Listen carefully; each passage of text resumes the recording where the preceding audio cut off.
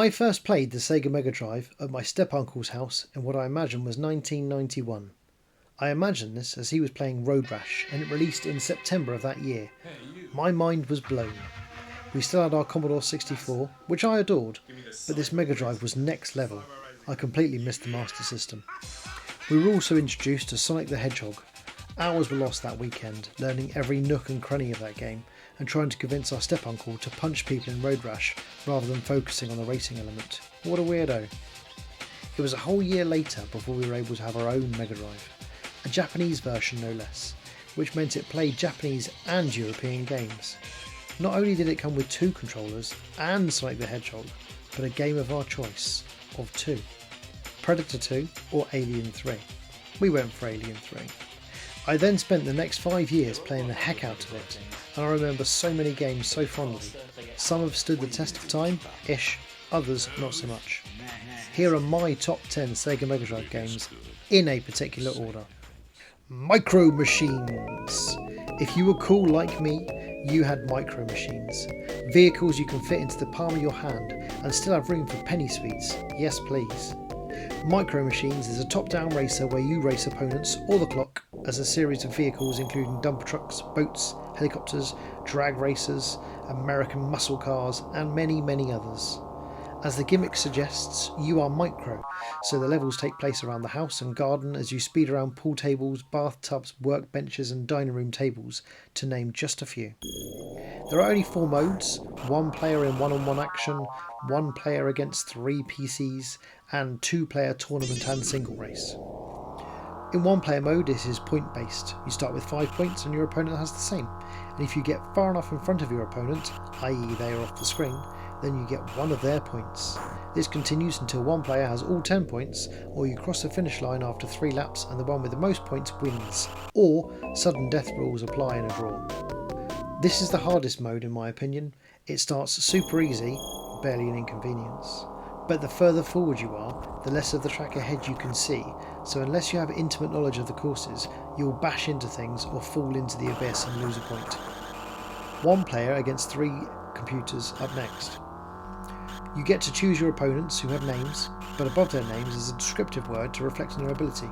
For example, Spider, sunglasses and slick hair, is Ace, which means he's pretty good.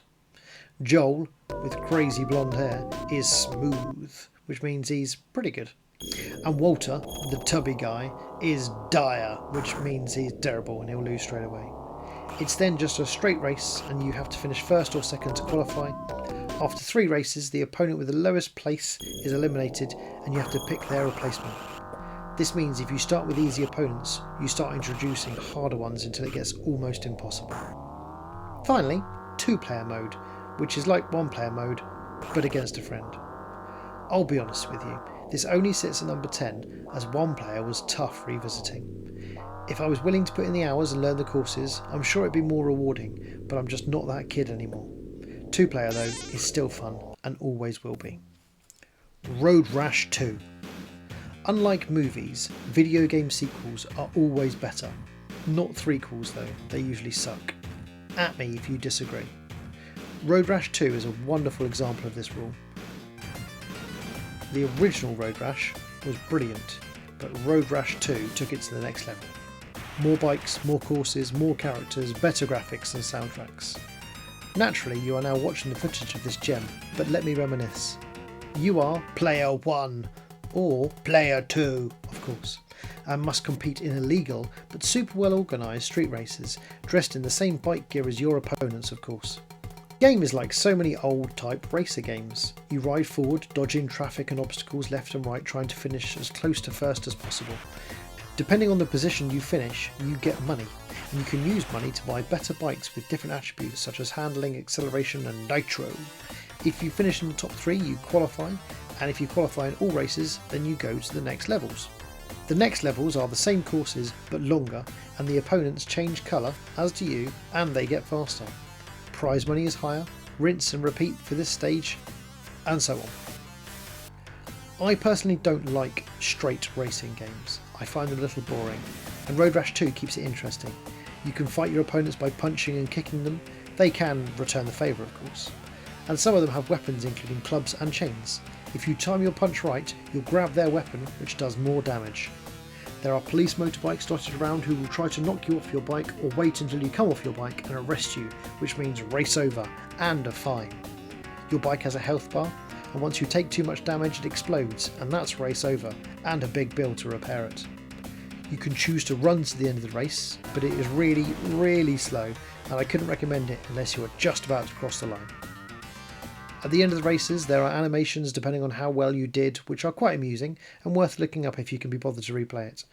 And if you don't hit the top 3, then another racer will give you shit for being shit. The other modes need little explanation. 2-player split screen is exactly the same as above but with split screen, and 2-player mono is a 1v1 race fighting game. Similar to Micro Machines, the game in 1 player is fine. The first stages are relatively easy, but as they get longer you have more opportunity to wreck your bike, get arrested or get hit by trees and cars. 2-player split screen? Now there's a game for all the ages. Zombies ate my neighbours. I know nothing about this game and I refuse to research it, so you'll just have to bear with me. Maybe it is a comic or a movie, but it feels like it could be a Goosebumps video game spin-off. Anyway, you play 1 or 2 player as a crazy boy with 3D glasses and spiky blonde hair, or a crazy girl with a baseball cap, as you run around top-down levels trying to save your neighbours and not get killed by baddies around you. You start with a water pistol, which easily takes down zombies, of course, and pick up an array of other weapons such as a 6-pack of soda, ice lollies, streamers, bazookas and a potion which turns you into a were-person. You really do have to change weapons depending on the enemy, and sometimes running away is the right idea as ammo is limited. Bazookas can blow holes in bushes, walls and fences and allow you to access different areas or a quick way to escape. The enemies are very varied, with the aforementioned zombies, but also psycho dolls, alien body snatchers, mummies, werewolves, plants hell-bent on destruction and giant babies. There is also a chainsaw massacre Voorhees who cannot be destroyed, so you need to run away from that guy. Perhaps this is where Resident Evil 4 got their inspiration. I mean, no, you can kill him, but he certainly puts the fear of God in you, or at least did me. If too many neighbours die, it's game over. If you die, it's game over. So you have to move quickly to rescue them and get the heck out of there. It is colourful, fun, frantic and replayable alone, as well as with the chum. I do have to apologise for the footage. For whatever reason, some of the graphics just didn't come over in the totally legitimate version I was playing of this game. Wink! Syndicate. What a game! If you haven't played it, then you need to. You control up to 4 people who have been cybernetically modified as you 3D wander around the streets, carrying out whatever mission is put in front of you. Namely, you have to persuade people, brainwash them effectively, or kill them. There are civilians, robots and enemy agents that you encounter throughout the levels. Enemy agents will engage you instantly, so you need to have your wits about you. Robots will attack you if you have a weapon holstered, and others will do the same if you have your Persuadertron out. If you persuade enough civilians, then you have enough persuasion to persuade robots, and eventually persuade enemy agents, if you get close enough to them without them killing you. Your brainwashees will follow you around, pick up weapons from those that you kill, and shoot when you shoot. No friendly fire, luckily, so it's good to have some minions. How does it look? Well, as you can see, it looks great. Cutscenes feel very Blade Runner, and normal gameplay looks like a cartoony version of it. In between levels you take over more territories, raise taxes, I'm not joking, so you can get money to research weapons and bodily upgrades. The game has so many levels. Weapons include a regular pistol, shotgun, Uzi and rocket launcher. Upgrades make you stronger, faster, more accurate, and be able to self-destruct with immersive force when you die. It is a brilliant game, albeit hard, especially as you can't control the camera, but it's even better, like a lot of these games, with a chum. Are you noticing a theme? Flashback. And just like that, a very one-player game enters the fray. I mean, maybe you can play it 2-player taking turns, but I don't really consider that 2-player. If you're not on the same screen at the same time, it doesn't count. Anyway, what a superb this game was, and still is. Got to love the amnesia storyline. You are Conrad B. Hart as you 2D platform your way from confusion to enlightenment, killing bad guys and solving puzzles. You awake in a strange land, unaware of who you are, where you've been, or what to do, but you have jeans, a white t-shirt, a cool brown jacket, and a gun. So what more do you need? Run, jump, climb, roll and shoot everything in your way to discovering who you are, where you are, and what you need to do to save the galaxy. I can't actually remember, but I do remember proper aliens at some stage. A bit of a disclaimer, I've only got through the first level on this replay, but it's still really good. The puzzles aren't taxing, but will have you revisiting areas once you have the keycard or whatever fetch quest you're on next. You can use objects to confuse enemies, you can fall to your death, be electrocuted, and much more. You can save along the way, which is really useful, and I encourage you to do it almost all the time, unless you've got save states, obviously. It feels strangely like Oddworld, and I just googled it after writing that, and it seems that they actually took inspiration from it. Or so I say, Oddworld took inspiration from Flashback. You know what I mean. And apparently they also took inspiration from Out of This World and Myst. I can see certainly Out of This World. Having never played Myst, can't really comment.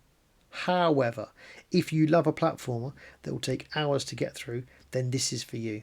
I'll be returning to this bad boy when I've got a little bit more time on my hands. Sonic 3. That spiky blue hedgehog enters the list, but possibly not the obvious choice. Most lists I see are the original or the sequel, but not the threequel. I loved the original. Then I loved it at a different level for the sequel, namely the inclusion of dashing, tails and two-player fun. But the third, for me, just takes the mechanics to a whole new level. I will briefly mention the storyline, but only from gameplay, not the manual. And essentially, Supersonic is having fun running on water, Christ complex much? Until he runs into Knuckles. The impact is so hard that Sonic loses all his emeralds and is shocked long enough for Knuckles to grab the emeralds and run away. Then Sonic, or Tails, or both, embark on a journey to defeat Robotnik, who has enslaved the jungle animals and put them in giant mech suits, occasionally bumping into Knuckles, who tries to screw you over. It's the same old Sonic in some ways, but as I said earlier, with improved mechanics. You can still run, jump and dash your way through the levels, but now you can get water, electric or fire shields that provide one more hit before death, and additional moves such as bouncing, breathing underwater, not that that's a move, but never mind, repelling projectiles, double jumping, drawing coins towards you, and launching yourself through the air. But wait, there's more. Tails can carry Sonic when flying, only for a limited amount of time, but long enough to carry you over an obstacle or to another part of the level. Not only can the second controller play as Tails, but you can choose to play as Sonic on his own, Sonic with Tails, or just Tails, and then you can fly without ever getting tired, I think. We'll move on. Finally, the bonus levels. One sees you in a weird vending machine bouncing side to side as you release coins, shields and extra lives, and the other has you running around a sphere collecting blue balls while avoiding the red balls. And if you collect them all, you get an emerald. Get all the emeralds and you can become Supersonic, and a different ending. The latter bonus level is not as good as the half pipe from Sonic 2 in my opinion, but it's still really fun. And there is a different bonus level if you play the Japanese or American version of the game, which is reminiscent from the first game, as you are rolled up in a ball and kind of exploring around a area to try not to hit the goals to leave? Something weird. Anyway, the levels are colourful, the music is fun, and the gameplay is great. If ever I put this on, I always enjoy myself. Jungle Strike. I remember really enjoying this game and wondered if I still would, as I hadn't played it in years. It shouldn't be a surprise though, as this is number 4 on my list, but it's still a really good game. Jungle was the first Strike game I ever played. There are 5 in the series. And while I do enjoy Desert and the others, this one is definitely my favourite. You are insert name here, and terrorists are terrorising, and you have to America them. Fly around your helicopter on an isometric playing field, killing baddies, buildings, and rescuing folk. You have 3 weapons: a machine gun, good against people and buildings, hydras, good against medium-sized vehicles and people with rocket launchers, and hellfires, good against heavy vehicles and gun turrets, and of course anything else. You run out of ammo, but luckily you have ammo crates and ammo trucks around to pick up and replenish. Sometimes they're in plain sight, other times they're hidden in buildings. You have a fuel counter, so you need to make sure you refuel regularly, otherwise you'll drop to the floor. Similarly, with ammo, you'll find fuel around. You also have armour, of course, which can be replenished by picking up armour repair crates or by dropping off rescuees at rescue centres. Enemies, as briefly mentioned, range from people with machine guns and rocket launchers, small assault vehicles, tanks, helicopters, anti-air guns and much more. You can manoeuvre to avoid projectiles, but you have to be pretty darn slick. The missions are a range of protect this vehicle or building, destroy these people, vehicles or buildings, rescue or capture these people, or retrieve items. Essentially, protecting things, killing things, or fetch quests. Complete all missions and the level is over once you get back to base. Fail a mission and you have to start all over again. On some levels you get to change vehicles, taking control of a hovercraft, a stealth bomber and a motorbike. Apparently, I didn't play that level. Aside from the levels where you have no waypoints and spend ages flying around trying to find the next ones, I love this game, and I still do. It's still really good. Luckily, there are level cheat codes available, so if the game crashes on the last mission, which it did a few times, you can just quit and move on. It is well worth a playthrough, but it will take a handful of hours to go all the way. Mega Bomberman. I first played Bomberman on the SNES, and I have no idea what version it was, but my mate Mark and I spent hours giggling while blowing the hell out of each other. And the computer. Like a lot of games on this list, it was namely the multiplayability that I loved, but Mega Bomberman for the MegaDrive had an awesome one-player mode. I will quickly cover the battle modes. You can play 1 and up to 4 players in versus mode, various characters and levels, but fundamentally the same process of blowing up blocks to get to your enemies and pick up power-ups and trying to be the last Bomberman alive.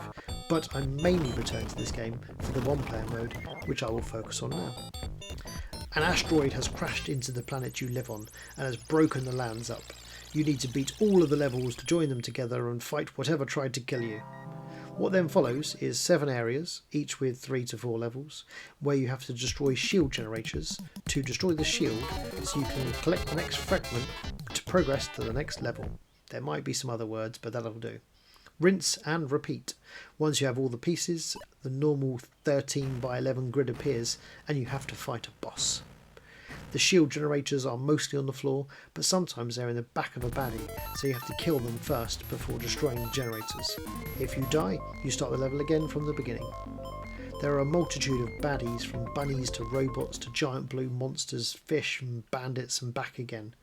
Bosses come in the form of crabs, giant bananas controlled by monkeys, a pyramid, bats and other things.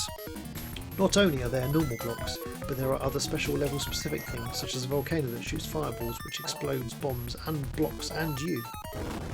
Power-ups in one-player mode give you more bombs, bigger explosions, the ability to kick and throw bombs, walk through walls, and bombs that detonate when you want them to. Super handy. And others I know are missing out. Also, probably my favourite thing, you sometimes find eggs. Inside the egg is a kangaroo type thing that you ride and has a special ability which differs for different colours.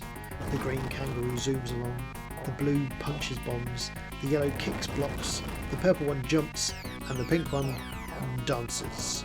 That's literally all it does, which is quite funny. I have replayed this game multiple times in one player mode and it never gets old. Gain Ground. I never played Gain Ground on the physical MegaDrive. I didn't play it until I found it on the Sega MegaDrive collection on the PS3, and I became sad almost immediately that this was not part of my life growing up. As a human adult, I have played the heckins out of this game, and as a human child, I would have played it a heck of a lot more. Here is what I thought the storyline was. Computers have taken over the world, and you have to go into them to fight through the ages to free the world.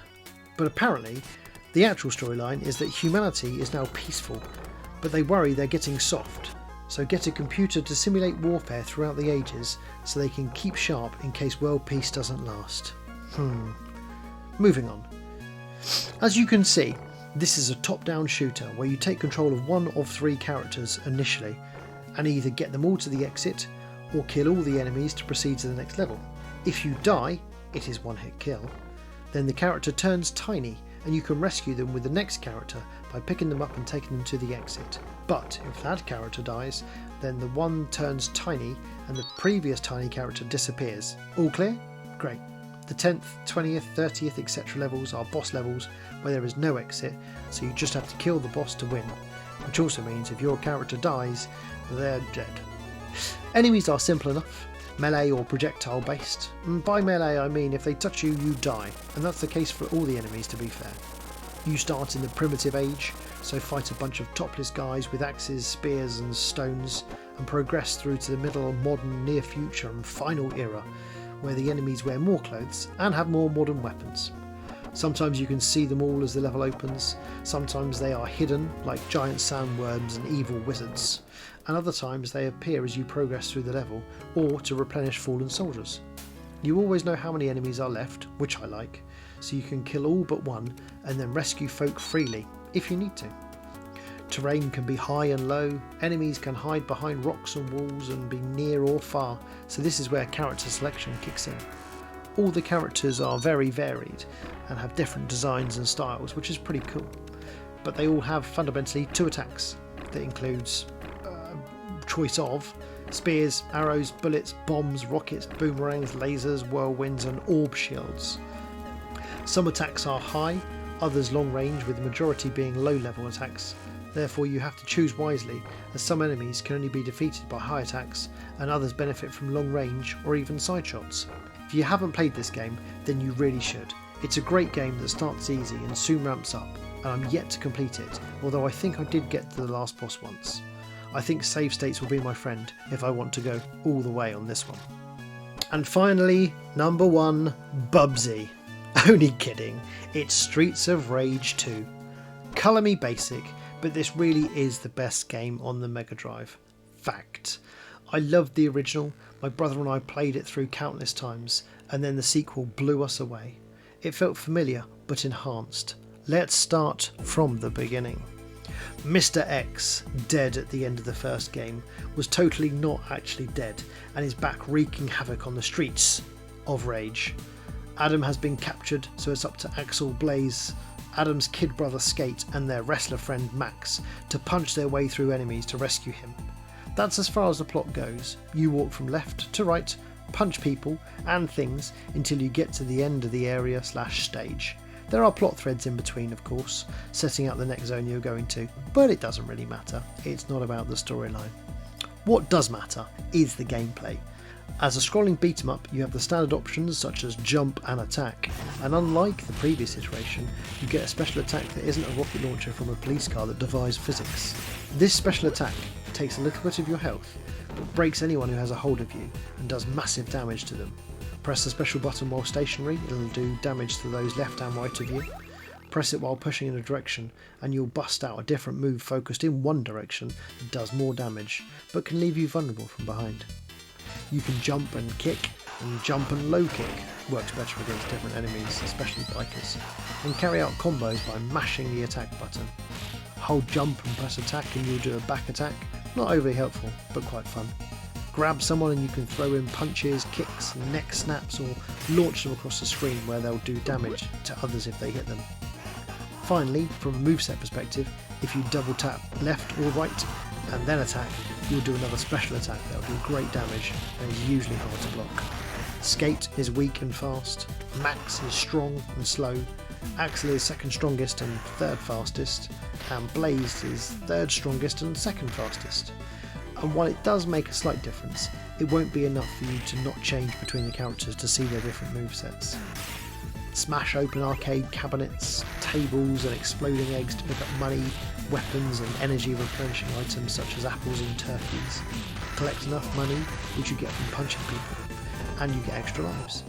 You can occasionally pick 1-ups too. Weapons range from knives you can stab people with or throw, baseball bats you can hit people with or throw, and poles that you can hit people with or throw. The pole is especially fun with Max, as you hit those behind you as well as in front of you. He really is the best, and a beast. Enemies are limited but varied enough to keep it interesting. You have the standard henchmen, uppercut henchmen, throwing and tackling guys, kickboxers, girls with whips, fat guys that roll around and breathe fire, bikers, and definitely more that I'm missing out on. Bosses are always supersized, Lord knows why, and will be repeated in later levels standard, especially the last one. You have a Street Fighter guy, jetpack guy, a definitely not a Blanca thing, a wrestler, a boxer, robots, the main ninja henchman, and Mr. X himself, complete with a machine gun. Levels are your standard fare of the streets of Rage, a baseball park, through a jungle, an amusement park, on a ship, over a bridge, and finally in a building. Classic. There is a versus mode where you and a friend get to fight each other to death, which is fun for about a minute, but I guess it is something else to do.